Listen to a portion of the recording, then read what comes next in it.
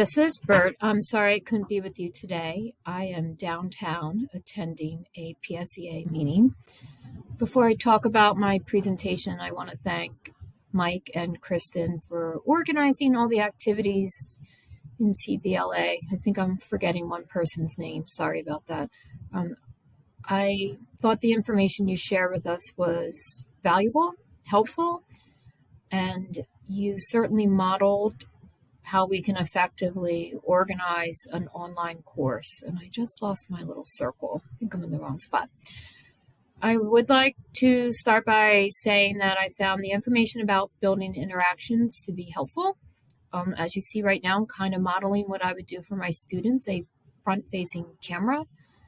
I reflected a lot about how we present our content. I feel that keeping it simple is best. I do avoid making a lot of announcements in Canvas. The feedback I've received from my students is they are completely overwhelmed by the number of emails and announcements they receive on a daily basis, which means they're not reading them. I use the Mark as Done feature with every module. It helps to keep the kids on track and they see their progress. I'm a big believer in providing feedback.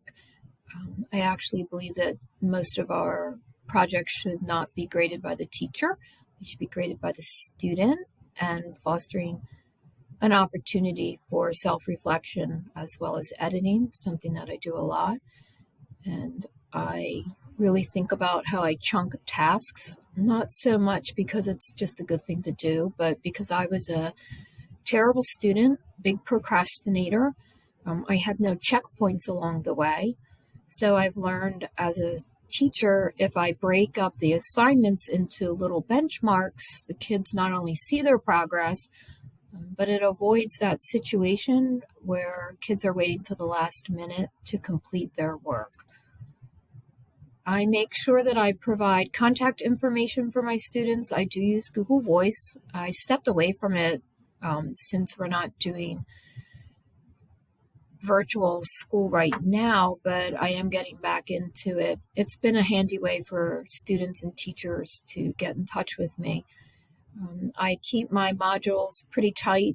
I'm getting better at adding due dates in the different steps so the kids can chronologically keep track of their items.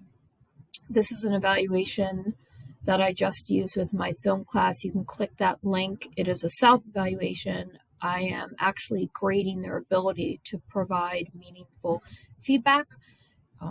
They have an opportunity to discuss what they did well, plus what they'd like to improve in the future.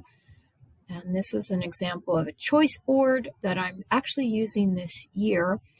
The students in my film class have been extremely independent and successful this year that I actually had time for a fourth project, and they're having a lot of fun with that choice board. Overall, the CVLA training has been extremely helpful, and I feel like I learned a lot. I had an opportunity to be reflective about my practices and to really think about how I'm presenting information that is student-centered. It's not so directed by the teacher. It's set up so that the kids can be independent and keep track of their progress. And I feel like that will help them to be more successful. Thanks a lot. See you on the flip side.